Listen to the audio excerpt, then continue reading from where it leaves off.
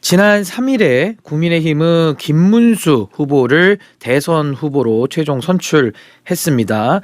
김문수 후보와 무소속 한덕수 대선 예비 후보의 단일화 추진 기구도 설치됐는데요. 더불어민주당의 이재명 후보는 경기도와 충남에 이어 호남과 영남에 이르는 경청 투어 광폭 행보를 진행하고 있습니다. 오늘은 조갑재 대표님과 함께 정치권의 대선과 관련된 이슈 짚어보겠습니다. 대표님 스튜디오에 나와 계시는데요. 어서 오십시오. 안녕하세요. 예, 이렇게 아침 일찍 나와주셔서 감사드리고요. 조갑재 대표님, 오늘 부처님 오신 날인데 곳곳에서 이제 축제와 연등 행사 진행되고 있습니다. 뭐 주말에는 나들이 좀 하셨습니까? 저는 오늘 출연하기 위해서 준비한다고 공부했습니다. 아, 공부하시느라고 나들이까지 포기를 하셨는데 지난 3일입니다. 국민의힘의 대선 후보 결선 투표를 거쳐서 김문수 후보가 선출이 됐습니다. 전당대회에서 득표율이 56.53%, 한동훈 후보가 43.47%를 기록해서 약 13% 차이로 최종 후보가 됐는데, 일단 국민의힘의 경선을 좀 총평하신다면 우리 대표님 어떻게 보십니까? 김문수 후보가 수락연설을 했는데요. 예. 그 수락연설에 많은 것이 들어있다고 생각합니다. 저는 김문수 후보와는 참 오랫동안 교유한 관계인데, 그런 김문수 후보가 평소에 하지 않던 이야기를 그 수락 연설에서 하더라고요. 어떤 이야기입니까? 저는 윤석열의 영향력이 너무나 크게 미치고 있다는 생각이 들었어요. 그 연설문을 들어보면은 비상계엄과 부정선거 음모론에 대해서 한마디도 반성, 사과, 교정이 없습니다. 예. 오히려 부정선거 음모론의 입장에서 사전투표를 폐지하겠다고 그랬어요. 그 사전투표는 누가 만들었냐 하면은 박근혜 정부 때 만든 세계에서 아주 모범적인 투표 제도입니다. 그걸 폐지하겠다고 하는 것은 부정선거 음모론을 믿는다는 것이고, 또 국회가 대통령을 끌어냈다는 표현을 썼어요. 반대 아닙니까? 대통령이 군인들을 시켜서 국회의원들을 끌어내려고 한 것 아닙니까? 예. 그래서 그 연설문은 저는 이거 윤석열 씨가 써준 것 아니냐 하는 생각이 들 정도였습니다. 그 말은 뭐냐 하면은 이번 국민의힘 전당대회는 탄핵의 강, 계엄의 강, 그리고 윤석열의 그늘로부터 벗어나는데 실패했다. 그래서 이번 대선은 저는 국민의힘 후보의 참패로 끝날 것이다 하는 생각을 갖게 됐습니다. 그럼 대표님 보시기에는 국민의힘의 경선은 소위 말하는 윤석열 전 대통령의 영향권 아래 있는 친윤들의 승리다, 뭐 이렇게 그렇죠. 정리해도 될까요? 그 하나만 더 여쭤보면, 국민의힘의 경선이 뭐 결선 투표까지 하면서 나름의 그런 장치들은 설치했습니다만은 그렇게 주목을 못 받은 것 같아요. 왜냐하면 이제 한덕수 후보가 나오면서 사실상 자당의, 그러니까 국민의힘 본인들의 당의 경선은행에는 또 실패하는 이런 역효과를 냈다고도 봐도 될까요? 어떻게 보십니까? 누가 봐도 이 경선은 마이너리그 경선, 2부 리그 경선으로 보이지 않습니까? 어허. 그렇게 하도록 한 사람들이 국민의힘 지도부 아닙니까? 바깥에 있는 한덕수 권한 대행을 당신은 권한 대행을 강권하다시피 했다고 저는 생각을 하는데, 출마하도록 만들므로써 대선을 관리해야 할 사람이, 심판이 그냥 바로 경기장으로 뛰어들어가서 플레이어가 되는 그런 모습을 보이면서, 저는 어떤 정치 윤리, 어떤 계산으로도 설명이 안 되는 아주 기괴한 지금 단일화가 이루어지고 있다고 보고, 이것은 국민의힘 당원과 국민들에 대한 이 모독입니다. 아니, 전당대회 할 때 여러 번 우리의 대통령 후보라고 했어요. 우리의. 마치 최종 후보라고 했습니다. 그래 놓고 최종 후보가 아니고 예비 후보다. 그러니까 한덕수 전 권한대행하고 어떤 방식으로든지 단일을 하겠다는데, 그 방식이 나는 국민들이 납득할 수 없는 야합적인 밀담 형식의 이런 식으로 될 가능성도 배제할 수 없다고 생각합니다. 아니 그렇다면 한동훈 후보가 패배를 했는데 그 차이도 한 13%니까 그게 뭐 적은 숫자는 아닙니다. 그럼 한동훈 후보는 그래도 민심에 가까운 이야기들을 많이 꺼냈음에도 불구하고 패배를 한 그 이유는 좀 뭐라고 보십니까? 그것은 지금 국민의힘 당원들과 예. 국민의힘 지지층이 이 세상 돌아가는 것하고 다른 생각을 갖고 있다는 예. 거죠. 세상 돌아간다는 것은 지난 4월 4일 헌법재판소의 결정문, 그 결정문이 어떤 사실관계를 명백하게 했지 않습니까? 예. 즉 계엄은 헌법 위반이다. 부정선거 없었다. 그것하고 다른 생각을 하고 있으니까 세상 돌아가는 것, 역사가 발전하는 방향과 다른 생각을 하고 있는 사람들이 지금 국민의 힘을 장악하고 있고 그것은 간단하게 말하면 윤석열 세력권에 아직도 있다.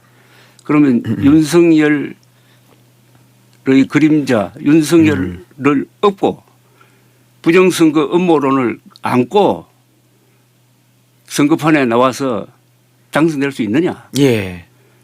있습니까 그게?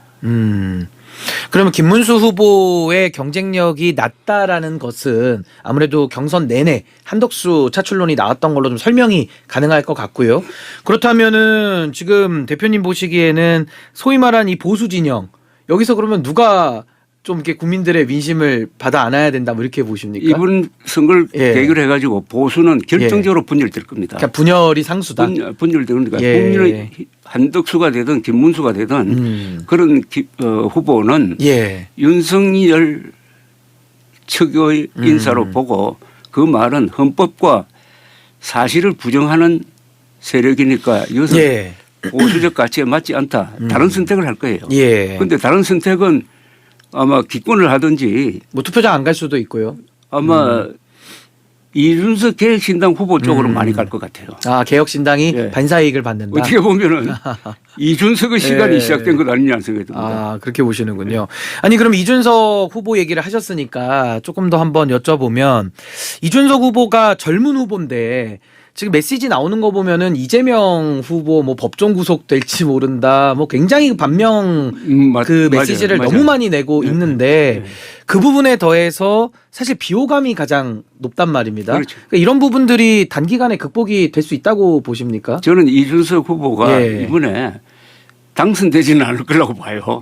당선 어렵지만 3자 대결이 대결로 갈 때 10% 이상 득표할 가능성이 있다고 봅니다. 한 10% 정도. 10%. 그러면은 확실한 자기 포지션을 확보하는 것이고 그걸 근거로 해가지고 지금 예상되는 국힘당의 참패 이후에 저는 국민의힘이 분당되든지 아니면 대혼란에 빠지든지 아니면은 반사적으로 한동훈 전 대표가 다시 컴백하든지 하는 일대 혼란이 빚어지면서 개혁신당과 연계돼 가지고 대한민국의 보수가 재편될 거라고 봅니다. 뭔가 뭐 나름의 보수판의 정계 개편을 예상을 하시는군요. 특히 국민의힘은 수도권과 경상도가 나는 분리돼야 된다고 봅니다. 그러니까 분리될 가능성이 높다. 분리돼야 앞으로. 된다고 봐요. 당위론과. 안 그러면은 이 경상도 토호당 비슷하게 이렇게 돼 가지고 이게 전국적인 대중정당으로서의 자격이 없는 거죠. 지금도 마찬가지지만은. 알겠습니다. 지금 우리 유튜브로 시청해 주시는 우리 보리보리님께서 오늘은 부처님 오신 날입니다. 신인교회 아침저널 응원합니다라고 하면서 이렇게 후원을 보내주셨습니다. 보리보리님 감사드리고요. 자 그러면 이제 국민의힘과 지금 김문수 후보는 단일화 추진기구까지 만들었는데 이 단일화 가능성은 좀 어떻게 내다보십니까? 가능하리라고 보십니까? 단일화는 이루어지지 않겠습니까? 아 이루어질 것이다. 안 이루어지면은 양쪽이 치명타를 입는 거죠. 다만 그 방식에 국민들이 박수를 칠 거냐 아니면 침을 뱉을 거냐가 문제죠. 그런데 이 단일화는 계산적으로는 안 맞아요. 그러니까 단일화는 지지 기반이 다른 사람들끼리 해야 효과가 있는 것 아닙니까? 그 과거로 치면 DJP 연합 같은 걸 말씀하시는 그러고 거죠. 정몽준 노무현. 그런데 한덕수 지지층이나 김문수 지지층이나 거의 겹쳐져 있지 않습니까? 예. 그래서 저는 그래서 기괴한 단일화라고 그러는데 이 단일화의 목적이 예. 대선 승리가 아니라고 봅니다. 그것은 당권을 잡기 위한 예. 어떤 국민들이 도저히 납득할 수 없는 야합 수준으로 전락할 때 단일화의 효과는 예. 별로 없을 것이다. 그러니까 국민들에게 감동을 주는 단일화는 좀 어려울 것이지만 이미 그건 지났죠. 예, 근데 할 것으로는 본다 이런 말씀이신 거죠. 예, 신인교회 아침저널 일부 조갑재 대표님과 이야기를 나누고 있습니다. 자, 오늘 부처님 오신 날을 맞아서 더불어민주당의 이재명 후보는 조계사를 찾아 봉축 법요식에 참석할 예정이고요. 또 배우자 김혜경 씨는 이제 경기 양주에 청년사를 찾는다고 합니다. 민주당은 선대위에 종교본부를 신설해서 종교계 표심 잡기에도 발빠르게 나섰는데 지금 민주당의 이런 외연확장 분위기는 좀 어떻게 평가하십니까? 그런데 이재명 후보는 개신교 신도죠. 뭐 종교까지는 제가 잘 모르겠습니다. 개신교 신도가 맞는데 예. 이제 저는 이 정치인과 종교는 따로 멀리 있어야 된다고 봅니다. 우리나라 대통령부터 무슨 일이 일어나면 종교 지도자를 모시고 하는 일종의 쇼 비슷한 걸 계속 하고 있는데 정교 분리가 근대 국민국가의 대원칙 아닙니까? 예. 그래서 지나친 그러니까 종교의 정치와 정치의 종교와 사법의 정치와 정치의 사법화는 다 지양되어야 할 것이라고 봅니다. 뭐 이재명 후보의 뭐 종교는 밝혀져 있지는 않기 때문에 그 부분은 제가 정정을 하고 정교분리의 원칙은 헌법에 나와 있으니까 동의하는 원칙으로 정리를 좀 하겠습니다. 조갑재 대표께서는 이재명 후보와도 한번 만나신 적이 있다고 들었는데 좀 솔직한 대화 좀 나눠보셨습니까? 어떤 분으로 좀 느껴지셨습니까? 뭐 다 텔레비전 보면 다 알듯이 상당히 쾌활하고 낙천적이고 그런 인상을 제가 재확인을 했습니다. 좀 낙천적이다. 그런 사법 리스크를 가지고 수시로 재판정에 나가면서 그런 자세를 유지하는 것도 상당히 좀 특이한 면이 있다는 생각이 들었어요. 그러나 그날 대화는 뭐 정치 이런 이야기는 안 하고 몇 가지 제가 확인해 볼 게 있었는데 특히 수도 이전에 대해서 수도 이전 공약을 했는데 저는 수도 이전 반대거든요. 그런데 정치권에서 지금 수도 이전 쪽으로 몰고 가고 있다고 이 굉장히 위험한 겁니다. 수도 이전하려면 헌법 개정해야 됩니다. 그리고 야금야금 옮긴다고. 그렇죠. 국회를 또 옮긴다고 그러다가 행정부는 이미 반의가 있고 대통령 집무실 까지 글로 옮기면은 이제 수도 이전이 완성되는 거예요. 그러나 그건 헌법 위반입니다. 그런데 이재명 후보는 일단 용산 집무실로 간다. 그다음에 지금 청와대를 고쳐서 청와대로 복귀하겠다고 했어요. 다만 청와대에 있으면서 세종시로 옮기는 문제를 생각을 하는데 그걸 추진하기에는 반발이 많을 것 같다. 그런데 그러면은 거기에 너무 에너지를 소모하다가는 민생 해결 못한다 하는 이런 입장이었습니다. 뭐 수도 이전 공약에 대해서는 저희가 차차 더 평가를 해보면 좋을 것 같고요.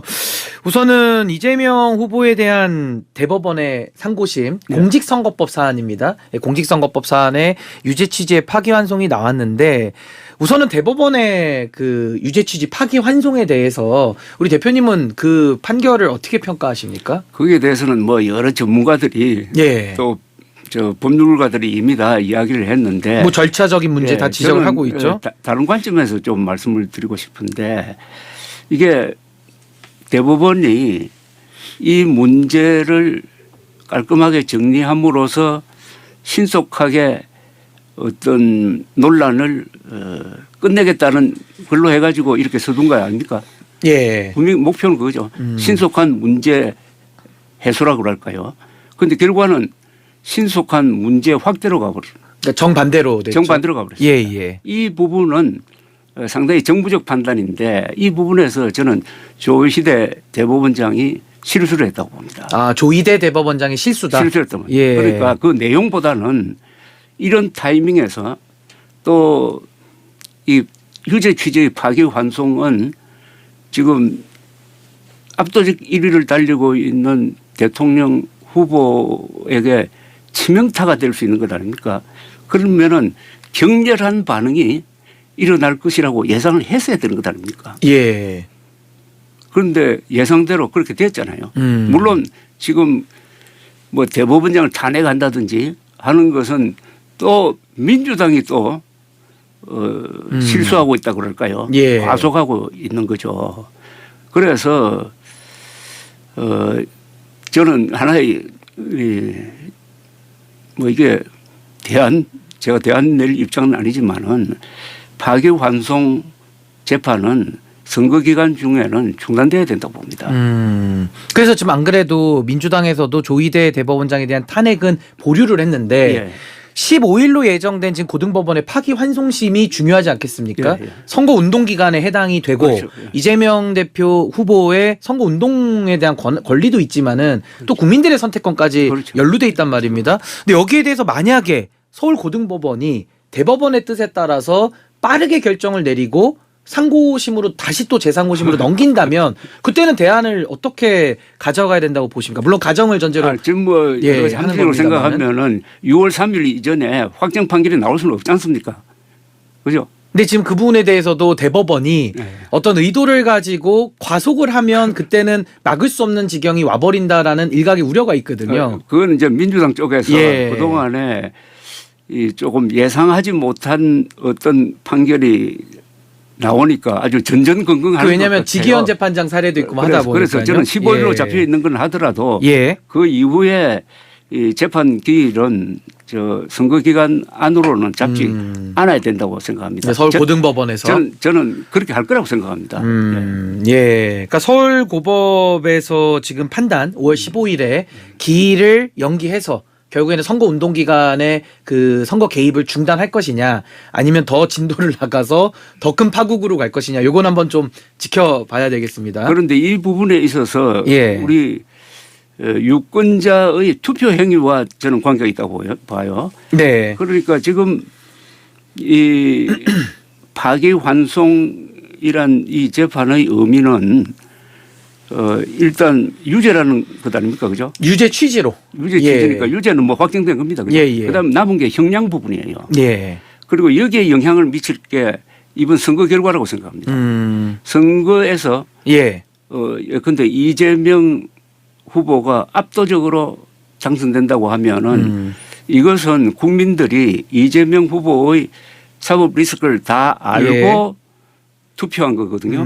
그러니까 이것은 약 3천만 명 이상이 아마 투표할 걸로 보는데 3천만 명 이상의 유권자의 주권적 결단입니다. 주권적 결단이다. 주권적 결단이니까 이게 아마 판결에도 영향을 미칠 것이고 그다음에 나중에 헌법제 84조를 어떻게 해석하느냐 대통령에 당선된 이후에 재판을 계속하느냐 마느냐에도 영향을 미칠 것이라고 생각을 하고 이 주권자의 어떤 최고위 수준의 정치적 결단은 어떤 식으로든지 존중되어야 한다고. 아니 그러면 대표님 짧게만 대법원은 그럼 왜 그렇게 과속을 한 걸까요? 의도는 뭘까요? 저는 완전한 추측입니다. 추측으로 짧게. 헌법재판소가 지난 4월 4일 아주 깔끔하게 정리를 했지 않습니까? 아주 명쾌한 결정문으로서 그걸 의식한 것 아니냐 하는 생각이 드는데 그런데 그게 결과는 다르게 나왔어요. 헌법재판소의 결정은 사태를 깔끔하게 정리를 했는데 정반대로. 이번은 사태를 악화시키고 말았습니다. 아이고 시간이 벌써 다 끝나가지고요. 대표님과의 인터뷰는 오늘 여기까지 하겠습니다. 다음에 한 번 또 모시고 인터뷰 나누겠습니다. 지금까지 조갑재 대표였습니다. 고맙습니다. 감사합니다.